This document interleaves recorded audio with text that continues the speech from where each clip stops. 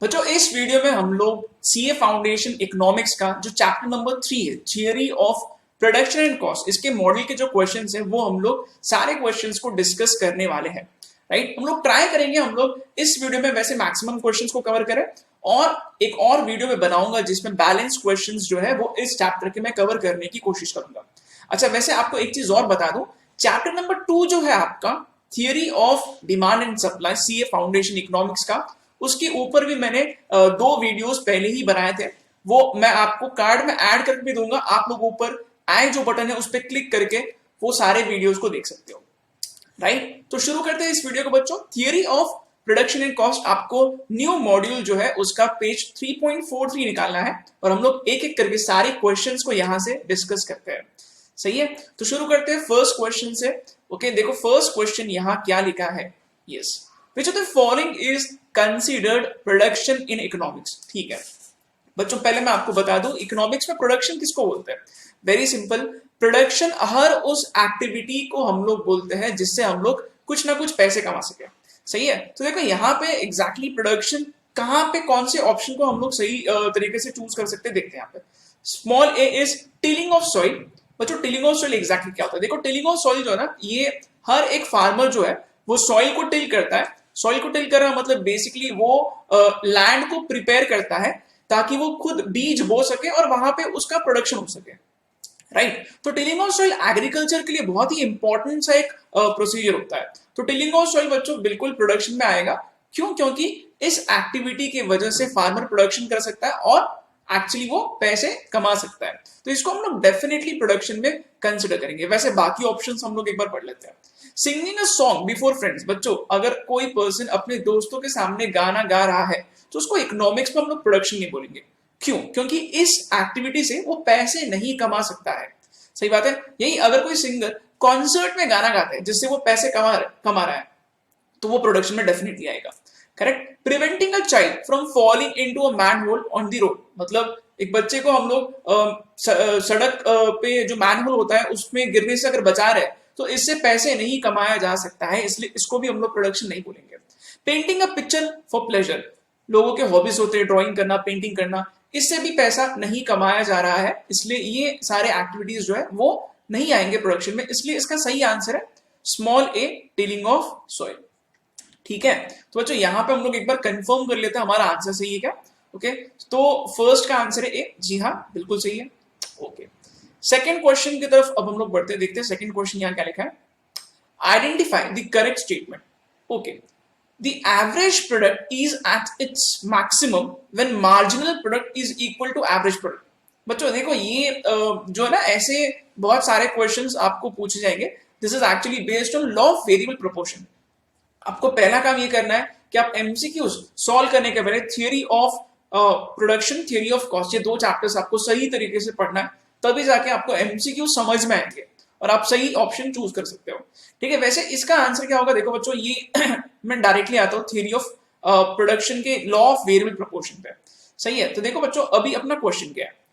Question यहाँ पे first option लिखा है द एवरेज प्रोडक्ट यानी कि AP, average product is at its maximum product यानी कि MP is equal to average product.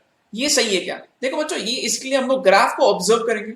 जो स्टूडेंट्स ग्राफ को सही तरीके से ऑब्जर्व करेंगे उनको ही सही तरीके से समझ में आएगी।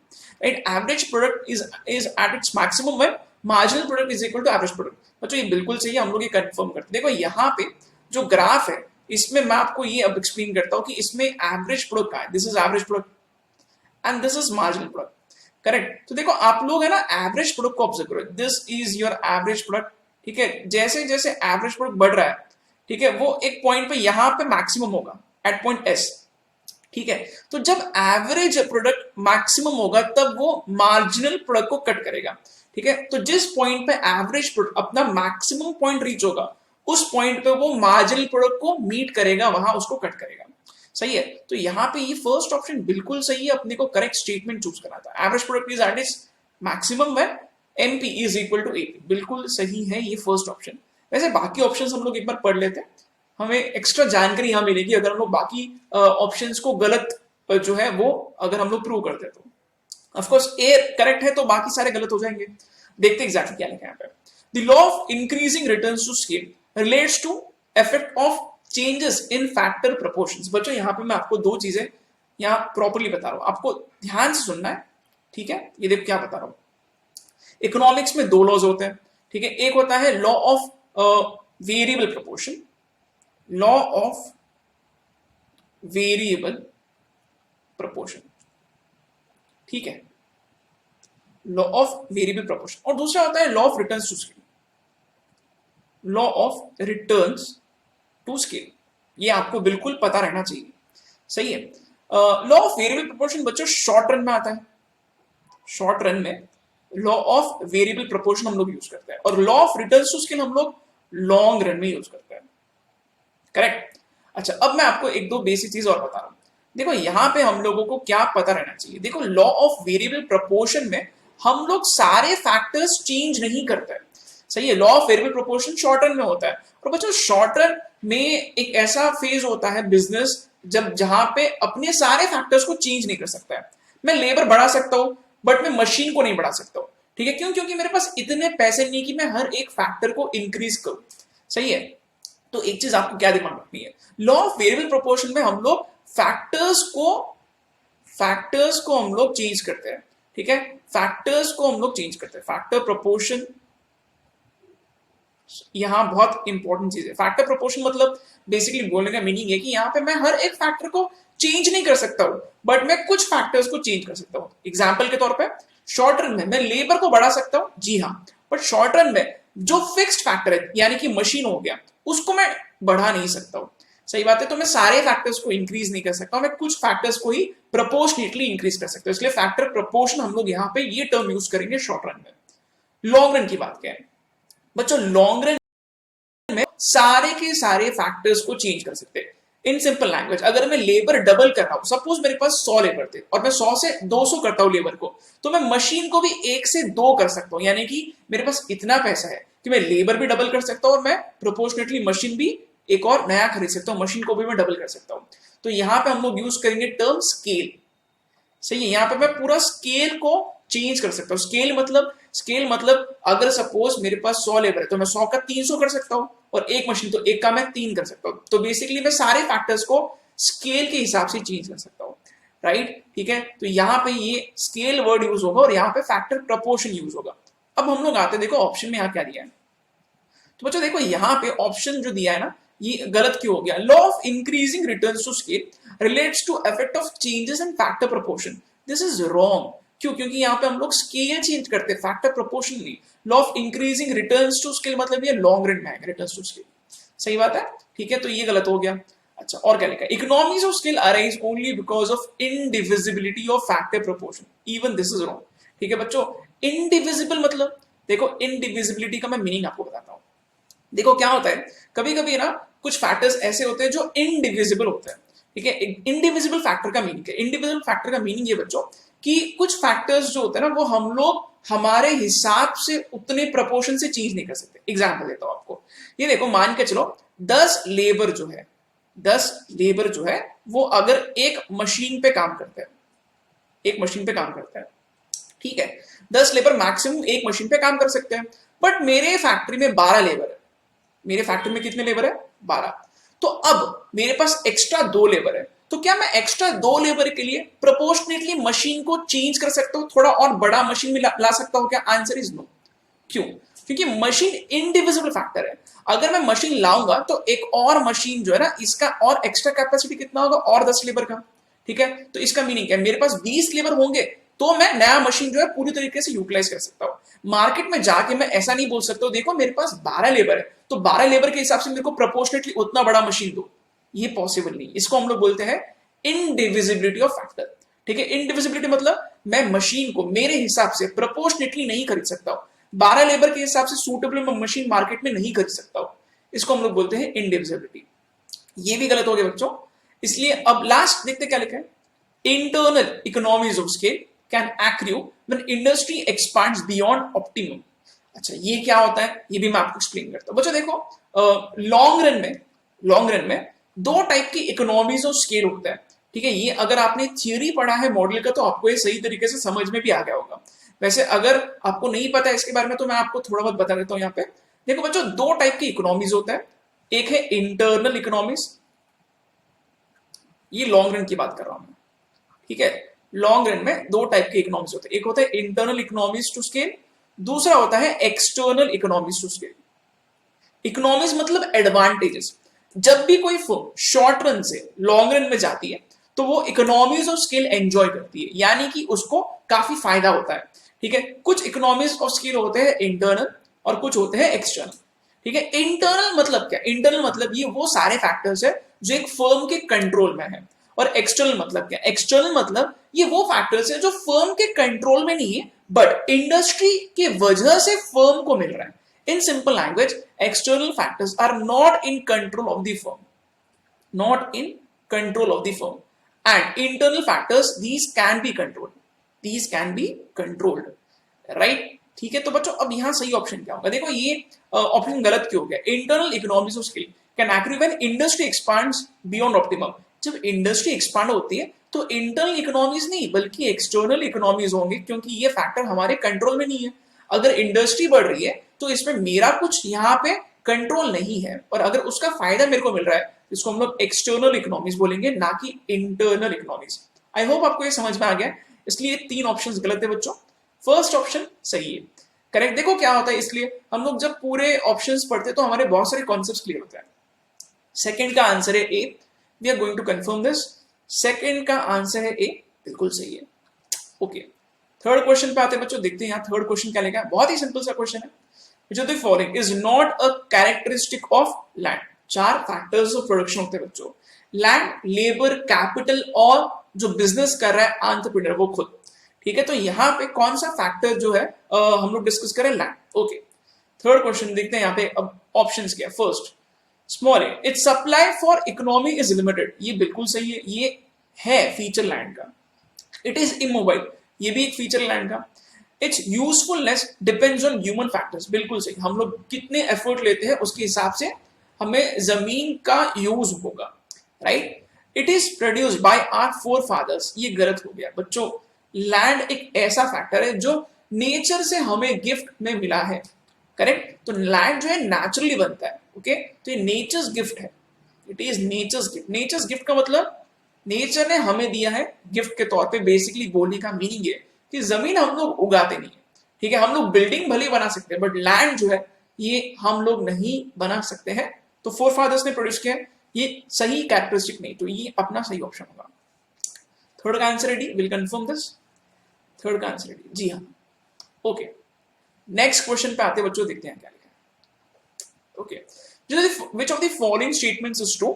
Accumulation of capital depends solely on income of individual। बच्चों कैपिटल जो होता है वो सिर्फ इनकम पे डिपेंड नहीं करता है, कैपिटल सेविंग्स पे भी डिपेंड करता है। आप कितना खर्च कर रहे हो, आप कितना सेव कर रहे हो, उसके ऊपर भी कैपिटल का एक्यूमुलेशन डिपेंड करता है, सही है। मतलब मैं बिजनेस में कितना लगाऊंगा कैपिटल, ये डिपेंड करता है कि मेरी कमाई कितनी और मैंने सेव करके कितना इन्वेस्ट किया है बिजनेस में, सही बात है। तो ये सही ऑप्शन नहीं है, इसको मैं क्रॉस कर रहा हूं। Savings can be influenced by government policies, बच्चों ये बिल्कुल सही है। Savings can be influenced by government policies, इसका मीनिंग है मैं आपको एक्सप्लेन करता हूँ। बच्चों इमेजिन करो, सपोज गवर्नमेंट ने या फिर रिजर्व बैंक ऑफ इंडिया ने बोल दिया है कि देखो अगर आप बैंक में पैसे जमा करोगे तो आपको ज्यादा इंटरेस्ट मिलेगा। सपोज से बैंक ने डिसाइड किया, कुछ गवर्नमेंट का पॉलिसी बन गया जिसकी वजह से गवर्नमेंट प्रमोट कर रही है कि आप आपका पैसा सेव करके अगेन बैंक में जमा करो, राइट। बच्चों इसके अलावा भी मैं आपको कुछ और एग्जांपल्स दे सकता हूँ। देखो क्या हो सकता है, से इमेजिन करो कि गवर्नमेंट बोल रही है कि अगर आप बैंक में पैसा सेव करोगे, अगर आप एफडी में पैसा सेव करोगे तो हम लोग आपको टैक्स में बेनिफिट देंगे। तो इस चक्कर में लोग ज्यादा से ज्यादा पैसा सेव कर सकते हैं। इसका मीनिंग है, इसका मीनिंग ये कि लोग कितना पैसा सेव करेंगे ये डेफिनेटली डिपेंड कर सकता है गवर्नमेंट के पॉलिसीज पे। तो इसलिए इसका सही आंसर है बी। वैसे बाकी ऑप्शन हम लोग पढ़ लेते हैं। External economies go with size and internal economies go with location, ये बिल्कुल सही नहीं बच्चों, दिस इज नॉट अप्रोप्रिएट। ये आपको और क्लियर कब होगा जब आप एक्सटर्नल इकोनॉमीज का लिस्ट पढ़ोगे मॉड्यूल से और इंटरनल इकोनॉमीज का भी लिस्ट पढ़ोगे मॉड्यूल से। जैसे मैंने आपको एक चीज क्लियर कर दी है कि एक्सटर्नल इकोनॉमीज और इंटरनल इकोनॉमीज ये दोनों भी लॉन्ग रन में एडवांटेजेस को हम लोग बोलते हैं। एक्सटर्नल इकोनॉमीज अपने कंट्रोल में और इंटरनल इकोनॉमीज अपने कंट्रोल में होते हैं, right. Supply curve, this is wrong, supply curve of labour is an upward sloping curve. No बच्चों, लेबर का सप्लाई कर्व कैसे होता है, ये ऊपर जाता है बट पीछे की तरफ बढ़ता है, इसको हम लोग बोलते हैं बैकवर्ड बेंडिंग, बैकवर्ड बेंडिंग। इसीलिए लेबर का सप्लाई का अपवर्ड स्लोपिंग नहीं होगा, ये भी ऑप्शन हो गया गलत। फोर्थ का आंसर है B, will confirm this, fourth का आंसर है बी, जी हाँ। ओके, नेक्स्ट क्वेश्चन की तरफ बढ़ते हैं हम लोग बच्चों। In the production of wheat all of the following are variable factors that are used by the farmer except। बच्चों पहले आपको मैं ना एक बार और ये वेरिएबल फैक्टर क्या होता है और फिक्स्ड फैक्टर क्या होता है ये मैं आपको एक्सप्लेन करता हूं। सी, वेरिएबल फैक्टर हम लोग किसको बोलेंगे और फिक्स्ड फैक्टर हम लोग किसको बोलेंगे। वेरी सिंपल बच्चों, फिक्स्ड फैक्टर जो होता है ना ये प्रोडक्शन के ऊपर डिपेंड नहीं करता है। Fixed factor does not depend on production. Fixed factor production के ऊपर डिपेंड नहीं करता है और वेरिएबल फैक्टर ये प्रोडक्शन पे डिपेंड करता है, depends on production, depends on production. Example, ये देखो बच्चों, एग्जांपल के तौर पे रॉ मटेरियल, अगर सपोज मैं ज्यादा से ज्यादा प्रोडक्शन करूंगा तो मेरे को रॉ मटेरियल भी ज्यादा से ज्यादा लगेगा, तो मतलब प्रोडक्शन ज्यादा तो रॉ मटेरियल भी ज्यादा लगेगा। तो इसका मीनिंग क्या है कि रॉ मटेरियल मेरा वेरिएबल फैक्टर है, ठीक है। मशीन या फिर से मान के चलो कुछ और ऐसे खर्चे होते हैं जो प्रोडक्शन से कुछ लिंक्ड नहीं होते, ठीक है। देखो मशीन जैसे फिक्स फैक्टर जो है ना, हम लोग फिक्स क्यों बोल रहे हैं उसको, बिकॉज मशीन हम लोग प्रोपोर्शनेटली नहीं खरीदते हैं अगर मेरा प्रोडक्शन बढ़ता है तो, सही है, ठीक है। तो ये चीज मैं आपको एक्सप्लेन कर रहा हूं। अब हम लोग आते हैं ऑप्शंस पढ़ते हैं। क्वेश्चन में वैसे क्या पूछा है, in production of wheat all of the following are variable factors that are used by farmer except. तो अगर व्हीट का प्रोडक्शन कोई फार्मर कर रहा है तो इसमें से कौन सा फैक्टर वेरिएबल नहीं है, हमें वो चूज करना है। First option is seed and fertiliser used when the crop is planted. बच्चों ये वेरिएबल है, क्यों, क्योंकि जितना ज्यादा मैं प्रोडक्शन करूंगा उतना ज्यादा मेरे को सीड और फर्टिलाइजर भी लगेगा, this is variable. The field that has been cleared of trees and in which the crop is planted. बच्चों फील्ड मतलब ये जमीन को बोल रहा है, land is a fix factor definitely. क्यों, क्योंकि देखो ये जो है ना, ये प्रोडक्शन में ज्यादा करो या कम करो, ये फैक्टर को मैं चेंज नहीं कर सकता, it is a fix factor, सही, it does not depend on production, सही है। तो बच्चों देखो यहाँ पे बेसिकली ये जो जगह जो मैं यूज कर रहा हूँ it is actually a fix factor, okay. तो ये इसका सही ऑप्शन बी है, right. Tractor used by farmer in planting and cultivating not only wheat but also corn and barley. इसका मीनिंग क्या है बच्चों, अगर फार्मर जो है वो व्हीट के अलावा दूसरी भी क्रॉप्स ग्रो करेगा तो उसको अगेन व्हीट के लिए और ज्यादा ट्रैक्टर्स की जरूरत हो सकती है, तो ये चेंज हो सकता है प्रोपोर्शनेटली अगर हम लोग व्हीट का कल्टीवेशन और करते हैं तो, ठीक है। तो इसलिए ये भी वेरिएबल फैक्टर यहाँ पे फिलहाल इस केस में होगा। Number of hours that farmer spends in cultivating wheat fields, जितना ज्यादा प्रोडक्शन उतने ज्यादा घंटे उसको देना पड़ेगा, ठीक है। तो यहाँ पे इसलिए सही ऑप्शन इसका है B, will confirm this as well. Fifth का आंसर है बी, जी हाँ बिल्कुल सही है। ओके, नेक्स्ट क्वेश्चन पे आते बच्चों, यहां क्या लिखा है पहले मैं आपको एक्सप्लेन कर देता हूं फिर हम लोग ऑप्शंस पढ़ते हैं। The marginal product of a variable input is best described as. पहले तो मार्जिनल प्रोडक्ट हम लोग किसको बोलते हैं, वेरी सिंपल बच्चों, मार्जिनल प्रोडक्ट यानी कि हम लोग एमपी जो है इसको हम लोग किस तरीके से समझ सकते हैं, वेरी सिंपल।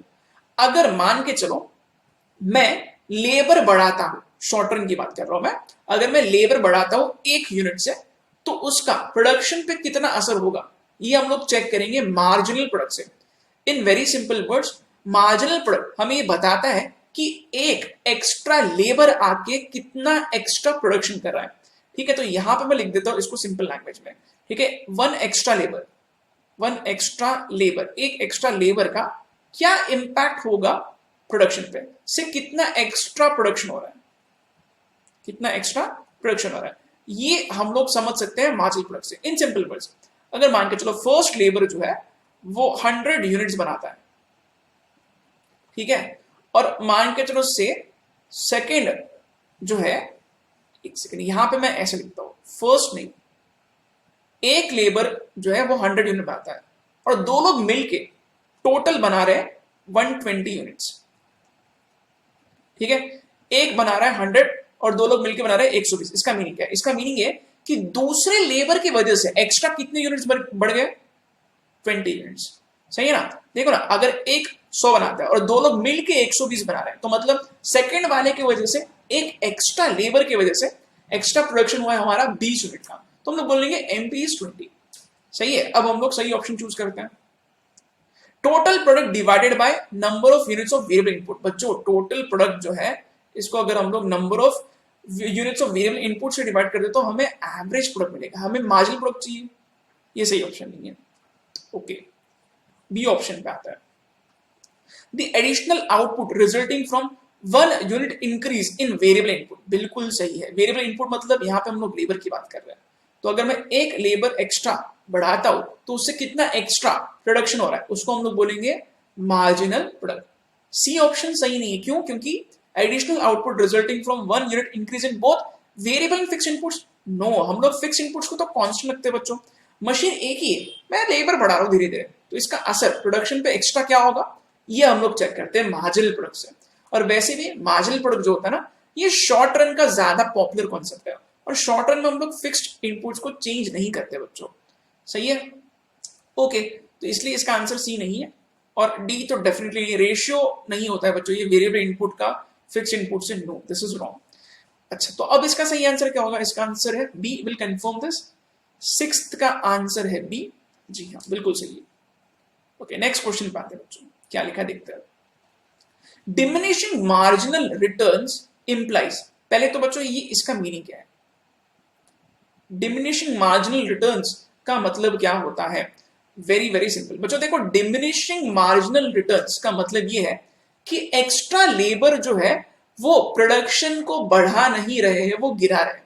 ठीक है, एग्जाम्पल के तौर पर अगर मान के चलो फर्स्ट लेबर जो है वो 100 यूनिट्स बना रहे हैं, ठीक है, सेकेंड से मान के चलो 120 बना रहे हैं, ये मैं मार्जिनल प्रोडक्ट की बात कर रहा हूं। ठीक है, पहला लेबर बनाया 100, दूसरे ने बनाया 120, तीसरे ने बनाया 150, बट मान के चलो चौथे से गाड़ी थोड़ी गिर रही है। ठीक है, फोर्थ ने बनाया 100, फिफ्थ ने बनाया 80, सिक्स ने बनाया 60। बच्चों ऐसा हम लोग कहां देखते हैं पता है? ऐसा हम लोग शॉर्ट रन में देखते हैं। शॉर्ट रन में अगर फैक्टर फिक्स्ड है और उस पर हम लोग इस तरीके से लेबर को बढ़ा रहे हैं, ठीक है, तो क्या होगा, जो आखिरी आखिरी के लेबर होंगे उनको ज्यादा काम करने का मौका ही नहीं मिलेगा। क्यों? देखो बच्चों कॉमन सेंस है, अगर मान के चलो एक मशीन पे 10 लेबर काम कर सकते हैं, एक मशीन है जिसपे 10 लेबर काम कर सकते हैं। ओके, तो क्या होगा पता है, जैसे जैसे चौथा, पांचवा, छठवां, सातवां, आठवां ऐसे हम लोग लेबर्स को बढ़ाएंगे ना, तो आखिरी आखिरी के लेबर्स को उतना काम नहीं मिलेगा, राइट? क्योंकि मशीन तो फिक्स्ड है। ठीक है, ऑलरेडी अगर मैं लेबर बढ़ाते जाऊंगा तो आखिरी आखिरी के लेबर को बहुत कम काम मिलेगा। ठीक है, तो बच्चों इससे हम लोग इसको हम लोग बोलते हैं डिमिनिशिंग मार्जिनल रिटर्न्स। मतलब जो रिटर्न है, मार्जिनल रिटर्न है, एक्स्ट्रा लेबर आके जो एक्स्ट्रा प्रोडक्शन कर रहा है वो गिर रहा है। आप लोग देख सकते हो, देखो ये 150 से यहाँ से गाड़ी आगे आगे गिर रही है। ओके, इसको हम लोग बोलते हैं डिमिनिशिंग मार्जिनल रिटर्न्स। अच्छा, इसका एक और मीनिंग क्या निकल सकता है बच्चों? देखो लेबर जो है ना, ये मैं सबको तो उतना ही वेजेस दूंगा, मैं सबको उतना ही पैसा दे सकता हूँ, राइट? तो इसका मीनिंग ये हो सकता है कि देखो अगर आप लेबर बढ़ाते जा रहे हो बट आपका प्रोपोर्शनेट प्रोडक्शन जो है वो लेबर जो कर रहा है वो कम होते जा रहा है। इसका मीनिंग क्या है? इसका मीनिंग है कि आपको लेबर का पैसा ज्यादा देना पड़ रहा है बट आपको वो ज्यादा काम करके रिटर्न्स नहीं दे रहा है। सही है, इसका मीनिंग क्या है? इसका मीनिंग है कि आपके प्रोपोर्शनेट कॉस्ट बढ़ेंगे। ठीक है, तो देखो यहाँ पे इसका इंपैक्ट क्या होगा? इसका इंपैक्ट होगा, सी आंसर है इसका, इंक्रीजिंग मार्जिनल कॉस्ट। मतलब आपका एक्स्ट्रा लेबर का जो खर्चा है वो ज्यादा आपको देना पड़ रहा है। क्यों? क्योंकि वो आपके लिए प्रोडक्शन कम कर रहा है और आपका पैसा ज्यादा लग रहा है, इसलिए इसको हम लोग बोलते हैं इंक्रीजिंग मार्जिनल कॉस्ट। इनफैक्ट आपको एक चीज और बताता हूं बच्चों, देखो शॉर्ट रन में ही मैं आपको बता रहा हूं, ठीक है, आप लोग मार्जिनल प्रोडक्ट के ग्राफ को देखना। ठीक है, मैं ड्रॉ करके बता रहा हूं आपको मार्जिनल प्रोडक्ट का ग्राफ। मार्जिनल प्रोडक्ट पहले बढ़ता है, बाद में ये इस तरीके से नीचे आता है। ठीक है, दिस इज मार्जिनल प्रोडक्ट। ठीक है, मार्जिनल प्रोडक्ट क्या हो रहा है? गिर रहा है। जब मार्जिनल प्रोडक्ट गिरेगा ना तब एक्चुअली मार्जिनल कॉस्ट बढ़ता है। ठीक है, आपने मार्जिनल कॉस्ट का ग्राफ देखा होगा, ये यू शेप होता है बच्चों, मार्जिनल कॉस्ट का graph. This is marginal cost. तो मार्जिनल कॉस्ट क्या होगा? बढ़ेगा जब मार्जिनल प्रोडक्ट गिरेगा। तो डिमिनिशिंग मार्जिनल रिटर्न्स यानी कि मार्जिनल प्रोडक्ट जब गिरता है तब मार्जिनल कॉस्ट क्या होगा? तब मार्जिनल कॉस्ट बढ़ता है। सही है, तो आपको ये चीज दिमाग में रखनी है। मैं दोनों भी ग्राफ को आपको मिक्स करके बता रहा हूँ। मार्जिनल प्रोडक्ट का ग्राफ आपने मॉडल में प्रोडक्शन के चैप्टर में देखा होगा और मार्जिनल कॉस्ट का ग्राफ आपने कॉस्ट के चैप्टर में देखा होगा। मैं दोनों को मिक्स करके अभी एक्सप्लेन कर रहा हूं। इसका आंसर क्लियरली है सी, विल कंफर्म दिस। 7th का आंसर है सी, सही आंसर है। ओके, नेक्स्ट क्वेश्चन के तरफ हम लोग बढ़ते बच्चों, देखते हैं क्या लिखा है। The short run as economists use the phrase is characterised by. फिर से शॉर्ट रन किसको हम लोग बोलेंगे और लॉन्ग रन किसको बोलेंगे? वेरी सिंपल बच्चों, शॉर्ट रन जो होता है ना, इसमें सिचुएशन ऐसा होता है कि मैंने बिजनेस जस्ट स्टार्ट किया है और ऐसे हालत में, ऐसे माहौल में मैं सारे फैक्टर्स को चेंज नहीं कर सकता हूं। ठीक है, कम से कम एक आधा फैक्टर तो ऐसा रहेगा जो फिक्स्ड है, यानी कि मेरे को लेबर बढ़ाने के लिए बोला जा रहा है, मैं बढ़ा सकता हूं, बट मेरे को मशीन भी बढ़ाओ बोला जा रहा है, मैं क्या बोलूंगा? मेरे पास इतना पैसा नहीं कि मैं मशीन को भी बढ़ा सकूं, राइट? तो कम से कम एक फैक्टर तो आपका फिक्स्ड हो गई होगा। At least one factor is fixed, at least one factor is fixed, इसको मैं चेंज नहीं कर सकता। ठीक है, और बच्चों लॉन्ग रन में क्या होगा? लॉन्ग रन की खासियत क्या है? All factors are variable, all factors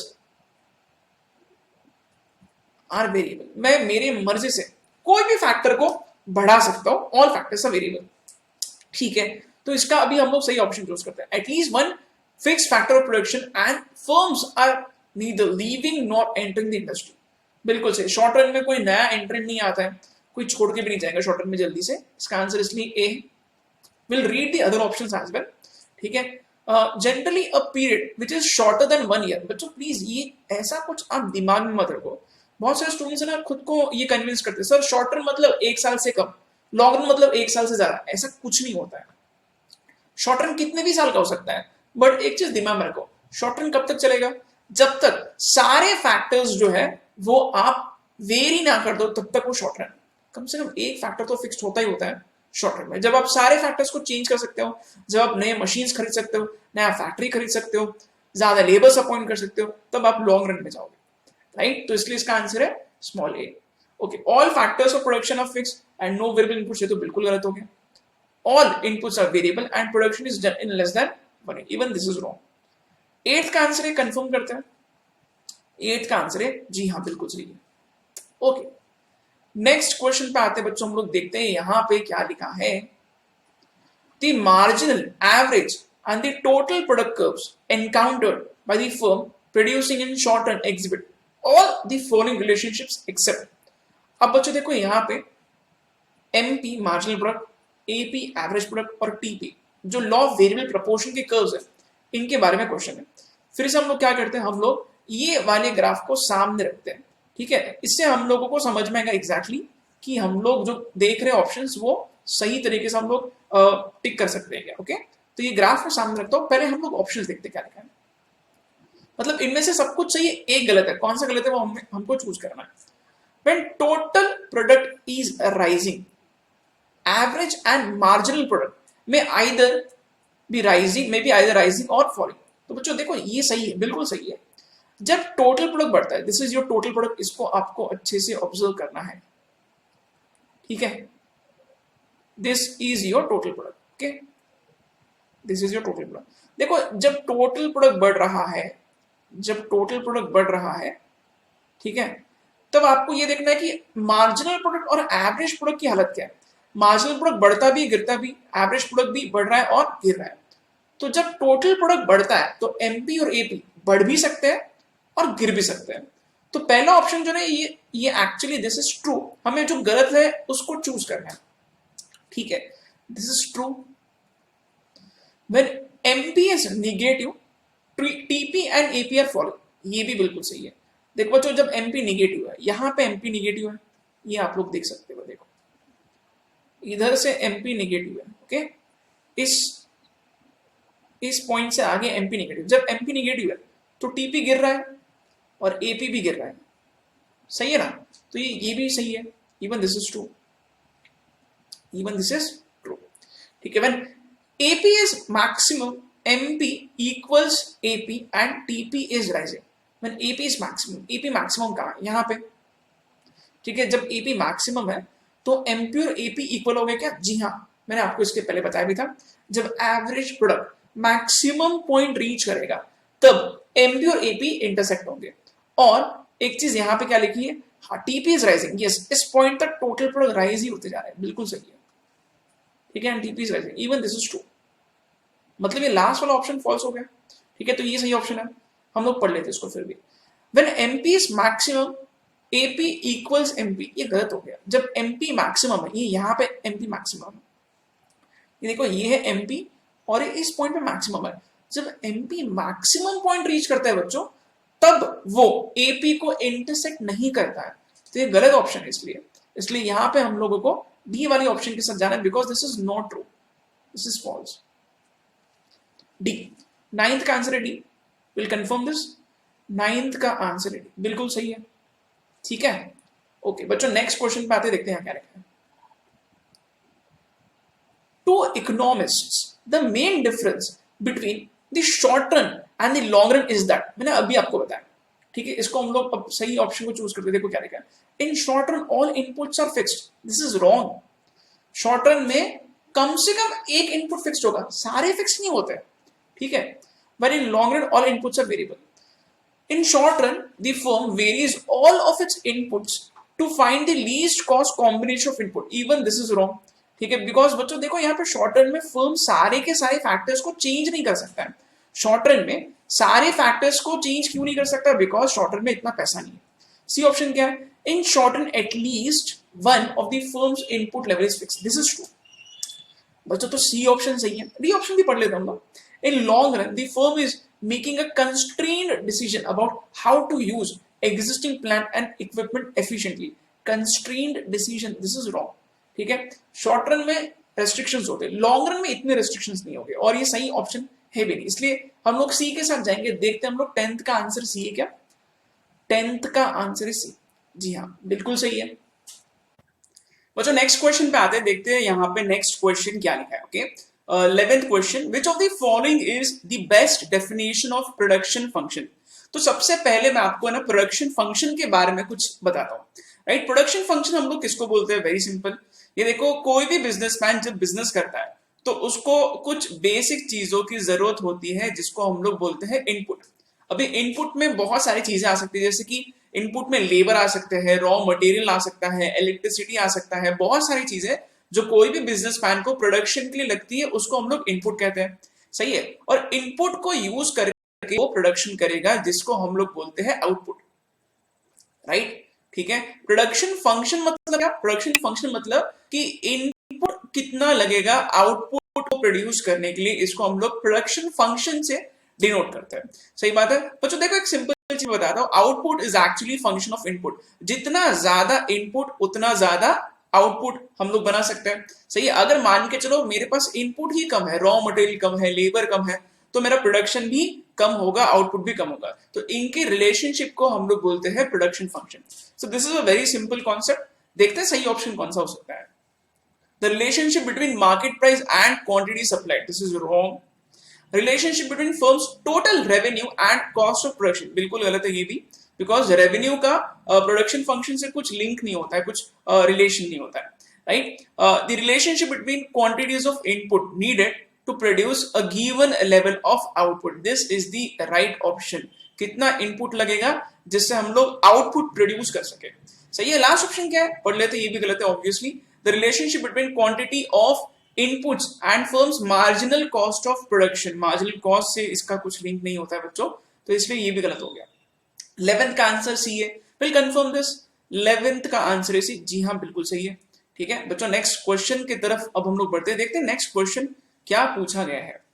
okay yes, the law of diminishing marginal returns applies to, बच्चों एक तो यहाँ पे law of diminishing marginal returns क्या होता है ये मैं आपको थोड़ा एक्सप्लेन करता हूं। देखो law of diminishing marginal returns जो है ना, इसको हम लोग एक और नाम से जानते हैं और वो है the law of variable proportion, the law of variable proportion, ठीक है, the law of variable proportion. और ये लॉ जो है ना ये शॉर्ट रन में एप्लीकेबल होता है, सही है, शॉर्ट रन में एप्लीकेबल होता है बच्चों। इसके पहले मैंने आपको एक्सप्लेन किया था शॉर्ट रन क्या होता है, फिर से एक बार एक्सप्लेन करता हूं। शॉर्ट रन मतलब ये वो फेज है बिजनेस का जहां पे बिजनेसमैन जो है, एंटरप्रेन्योर जो है, अपने सारे के सारे इनपुट को नहीं चेंज कर सकता है, कम से कम एक इनपुट तो ऐसा रहेगा जो फिक्स्ड है। सही बात है। जैसे कि मान के चलो कि एक मशीन है और वो ज्यादा मशीन नहीं परचेस कर सकता है क्योंकि शॉर्ट रन में उसके पास पैसा ज्यादा नहीं है। हो सकता है कि लेबर वो धीरे धीरे बढ़ाए, बट उसके पास इतना पैसा नहीं कि वो मशीन को भी डबल करे, मशीन को भी बढ़ाए, राइट। तो हम लोग शॉर्ट रन को बोलते हैं ऐसा फेज जहां पे बिजनेसमैन जो है वो अपने सारे रिसोर्सेज को नहीं चेंज कर सकता है। कम से कम एक तो ऐसा रिसोर्स होगा जो फिक्स्ड है, ठीक है। तो जो लॉ ऑफ डिमिनिशिंग रिटर्न्स या फिर लॉ ऑफ वेरिएबल प्रोपोर्शन जो है ना, ये क्लियरली शॉर्ट रन का लॉ है। और लॉन्ग रन में कौन सा लॉ होगा? लॉन्ग रन का लॉ है law of returns to scale. सही बात है, बहुत ही बेसिक चीज यहाँ पे पूछी गई है। देखते हैं सही ऑप्शन क्या होगा। Law of diminishing returns applies to short run but not the long run, यही सही ऑप्शन है बच्चों, right. Long run but not the short run ये गलत हो गया क्योंकि लॉन्ग रन का तो law of returns to scale है। Both short run and long run, even this is wrong. Neither short run nor long run, even this is wrong. तो 12th का आंसर है, स्ट्रेट फॉरवर्ड आंसर है ए। ठीक है, confirm कर लेते हैं। 12th का आंसर है ए। जी हाँ, बिल्कुल सही है। नेक्स्ट क्वेश्चन की तरफ बढ़ते बच्चों, देखते हैं हम लोग यहाँ पे क्या पूछा गया है। Okay, 13th question, diminishing returns occur. Diminishing returns का मीनिंग क्या है बच्चों? देखो, डिमिनिशिंग रिटर्न्स मतलब ये अभी वही लॉ ऑफ डिमिनिशिंग रिटर्न्स जो मैंने अभी आपको बताया। बच्चों देखो, डिमिनिशिंग रिटर्न्स की खासियत क्या, मैं आपको एक बार फिर से एक्सप्लेन करता हूं।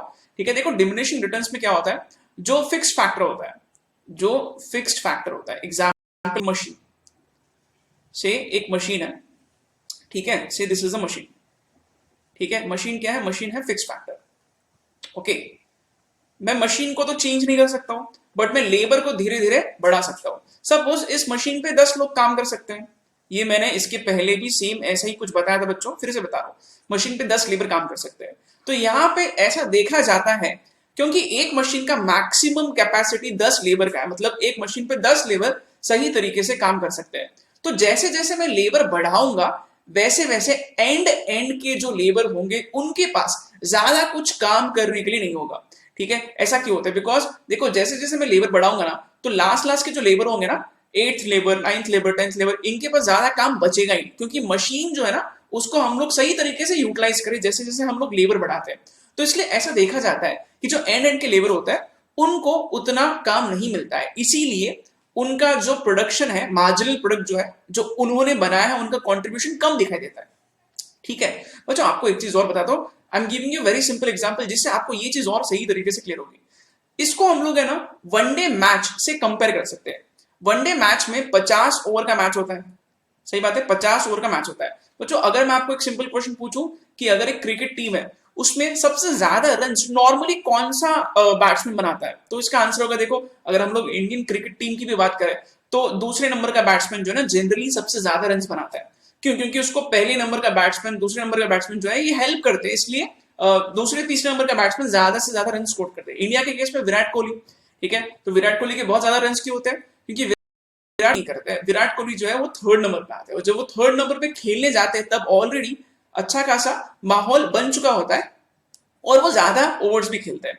यही अगर एंड के मैं प्लेयर्स की बात करूं, 5th नंबर का प्लेयर, 6th नंबर का प्लेयर, 7th नंबर का प्लेयर, ये जो बैट्समैन जो होते हैं ना, इनको ज्यादा ओवर मिलते नहीं है, इसलिए इनके रन्स काफी कम दिखाई देते हैं।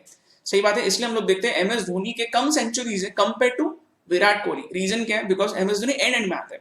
ठीक है, तो जो एंड के जो बैट्समैन होते हैं उनके रन्स कम दिखाई देते हैं। क्यों? क्योंकि उनको कम ओवर खेलने मिलते हैं। Same is with this diminishing returns. एक मशीन पे 10 लेबर काम कर रहा है तो एंड के लेबर जो होंगे ना उनका काम कम दिखाई देगा। क्यों? क्योंकि काम ज्यादा बचा ही नहीं है। सही है, तो बच्चों ये कब होगा? जब फिक्स फैक्टर है और वेरिएबल फैक्टर को मैं बढ़ाऊंगा तब इस तरीके से डिमिनिशिंग रिटर्न समझ में आएगा। ओके, इसका सही ऑप्शन लोग देखते क्या होगा।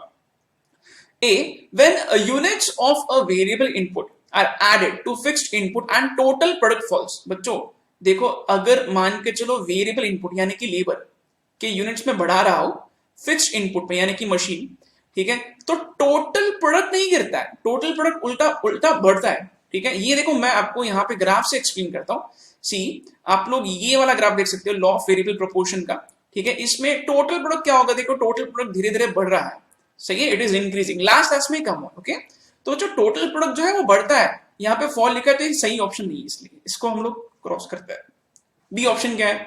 When units of variable input are added to a fixed input and marginal product falls, this is right, MP गिरना चाहिए। एमपी मतलब क्या, एक्स्ट्रा लेबर आके जो क्वांटिटी प्रोड्यूस करता है वो गिरना चाहिए, यानी कि एंड एंड के लेबर्स का जो प्रोडक्टिविटी है वो गिरेगा। तो हम लोग देखते हैं एमपी गिर रहा है क्या, देखो ये यहां से अगर हम लोग एमपी को ऑब्जर्व करते हैं तो एमपी जब फॉल होगा ना तब हम लोग बोलेंगे कि देखो यहां पे अपना डिमिनिशिंग रिटर्न्स स्टार्ट हो गया है। सही बात है। तो देखो मेजरली हम लोग एमपी पे फोकस करते हैं बच्चों, जब मार्जिनल प्रोडक्ट गिरना चालू होता है तो मतलब बेसिकली वो डिमिनिशिंग रिटर्न्स हो रहा है। करेक्ट, तो इसलिए इसका सही ऑप्शन है स्मॉल बी, राइट, इसको हम लोग चूज करते हैं। बाकी तो ऑप्शंस पढ़ लेते हैं वैसे। When size of plant is increase in long run में एप्लीकेबल नहीं होता है diminishing returns. When the quantity of fixed input is increase and the returns two variable input fall. Fixed input को हम लोग इंक्रीज नहीं कर सकते बच्चों, इसलिए ये भी गलत हो गया, बिकॉज ये शॉर्ट रन में एप्लीकेबल होता है। तो 13th का आंसर है small B, confirm this. 13th का आंसर है स्मॉल बी, बिल्कुल सही है। ठीक है, नेक्स्ट क्वेश्चन पे आते बच्चों, हम लोग देखते हैं यहां पे अगला क्वेश्चन क्या पूछा गया है। Okay, use the following information to answer question 14 to 16। अब बच्चों देखो ऐसे क्वेश्चंस एग्जाम में बिल्कुल आ सकते हैं। इनफैक्ट इंस्टीट्यूट क्या करती है, इंस्टीट्यूट जो ना कुछ टेबल बना के देती है और उसके नीचे 3-4 क्वेश्चंस होते हैं जो हम लोगों को वो टेबल को बेसिस कंसिडर करके सॉल्व करने होते हैं। अब यहाँ पे ऐसे ही कुछ किया गया है। ठीक है, देखते हैं हम लोग अच्छे से इसको स्टडी करके टेबल को। ठीक है, और उसके बाद हम लोग यहाँ पे इन क्वेश्चन का आंसर करने की कोशिश करेंगे। ठीक है, तो इधर क्या क्या दिया, आवर्स ऑफ लेबर, ठीक है, टोटल आउटपुट दिया और यहां दिया है मार्जिनल आउटपुट। ऑफ कोर्स अगर जीरो लेबर है तो प्रोडक्शन भी नहीं होगा और मार्जिनल प्रोडक्ट भी कुछ नहीं आएगा। ठीक है, अच्छा अगर सपोज एक लेबर काम करता है तो उसका टोटल प्रोडक्शन है 100 और अकेले एक लेबर का कॉन्ट्रीब्यूशन मार्जिनल है 100। सही है बच्चों, what is marginal product, again I am repeating my words. Marginal product मतलब एक्स्ट्रा लेबर आके कितना बना रहा है, और टोटल प्रोडक्ट मतलब टोटल आउटपुट मतलब सारे लेबर्स मिलके कितना बना रहे हैं। तो एक लेबर मिलके 100 बना रहे तो उसका मार्जिनल प्रोडक्ट 100 ही होगा। दो लोग मिलके कितना बनाएंगे अगर मार्जिनल प्रोडक्ट दूसरी लेबर से 80 हो रहा है तो 80 हो रहा है तो, दिस इज वेरी सिंपल। देखो पहला लेबर आके 100 बनाता है और दूसरा लेबर उसका खुद का अकेले का कॉन्ट्रीब्यूशन 80 है, तो दोनों का मिलके कितना होगा, दिस इज वेरी सिंपल। पहले लेबर ने 100 बनाया, दूसरे लेबर ने 80 बनाया, तो दोनों ने मिलके कितना बनाया, 100 + 80 इज 180। ठीक है, अच्छा और बच्चों यहां पे आते हैं हम लोग, तीन लोग मिलके 240 240 बना रहे। ठीक है, तीन लेबर मिलके 240 बना रहे और दो लेबर मिलके 180 बना रहे। तो इसका मीनिंग क्या है, थर्ड नंबर के लेबर ने कितना बनाया होगा, वेरी सिंपल, 240 तीन ने बनाया और दो ने मिलके 180 बनाया, तो तीसरे नंबर के लेबर ने खुद का कितना कॉन्ट्रीब्यूशन दिया, वेरी सिंपल, 240 माइनस 180 कितना आएगा, 240 माइनस 180 इज 60, तो यहां आएगा 60। ठीक है, ओके तो बच्चों अब यहां पे हम लोग इसके आंसर्स देखते हैं क्या हो सकते हैं। What is the total output when 2 hours of labour are employed, अगर 2 आवर्स ऑफ लेबर एम्प्लॉयड है तो टोटल आउटपुट कितना होगा, 180। ठीक है, इसका आंसर है सी, विल कंफर्म दिस। 14th का आंसर है सी, 14th का आंसर है सी, बिल्कुल सही है। ठीक है, नेक्स्ट क्वेश्चन पे आते देखते क्या लिखा है, what is the marginal product of third hour of labour, तो थर्ड आवर ऑफ लेबर का मार्जिनल प्रोडक्ट कितना होगा, तो हम लोगों ने कैलकुलेट किया 60, so this is 60 small A. 15th का आंसर है स्मॉल ए, 15th का आंसर है स्मॉल ए, जी हाँ बिल्कुल सही है। ओके, नेक्स्ट क्वेश्चन पे आते हैं, 16th क्वेश्चन पे आते क्या लिखा है, what is the average product of first 3 hours of labour. बच्चों जब एवरेज प्रोडक्ट पूछा जाता है ना, ठीक है, ये एवरेज प्रोडक्ट का फॉर्मूला क्या है, एवरेज हम लोग कैसे निकालते हैं, average product is equal to total product divided by number of hours of labour.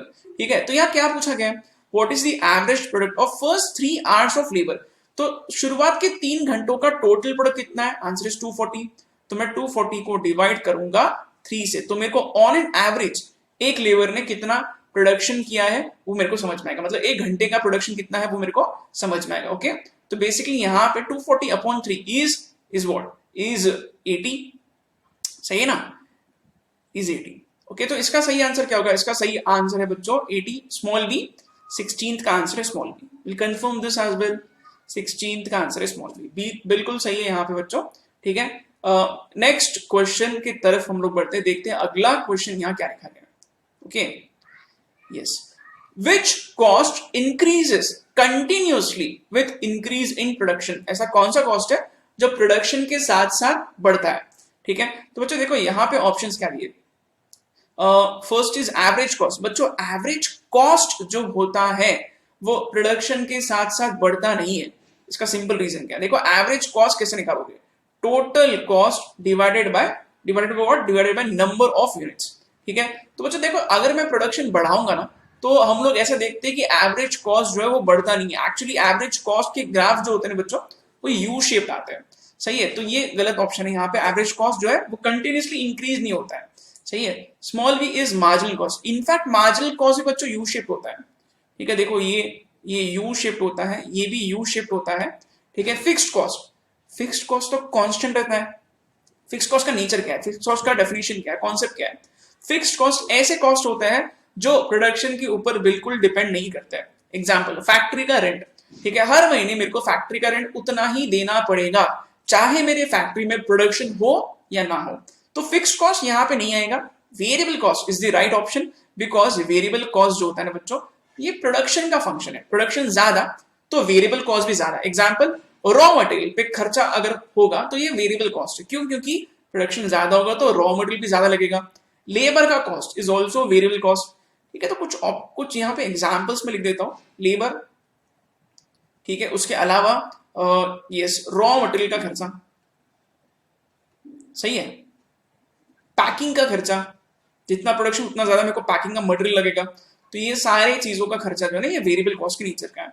17 का आंसर इसलिए डी है, विल कंफर्म दिस। 17 का आंसर है डी। जी हाँ बिल्कुल सही है, बहुत ही सिंपल सा क्वेश्चन था बच्चों ये। नेक्स्ट 18th क्वेश्चन पे आते देखते हैं क्या लिखा है। Okay, which of the following cost curves is never U shaped. तो इसमें से कौन सा कॉस्ट कर्व यू शेप नहीं है। एवरेज कॉस्ट कर्व बच्चों, average cost curve U shape होता है डेफिनेटली। ठीक है, नीचे जाके ऊपर आएगा। Marginal cost, even marginal cost is U shape. ठीक है, एवरेज वेरिएबल कॉस्ट ये भी यू शेप होता है। बच्चों देखो average cost, marginal cost, average variable cost तीनों भी यू शेप है। ये आपको कहां सीखने मिलेगा, कॉस्ट के चैप्टर में सारे के सारे कॉस्ट कर्व्स जो है ना वो ड्रॉ किए मॉडल में, आपको अच्छे से ऑब्जर्व करना है तो आपको समझ में आएगा। Average fixed cost curve please ध्यान से सुनना बच्चों। देखो अगर आपको एग्जाम में ये पूछा जाता है कि फिक्स्ड कॉस्ट जो होता है ना उसका क्या शेप है, तो देखो जनरली स्टूडेंट्स यहाँ कंफ्यूज होते हैं। मैं यहाँ पे एक चीज क्लियर करता हूँ।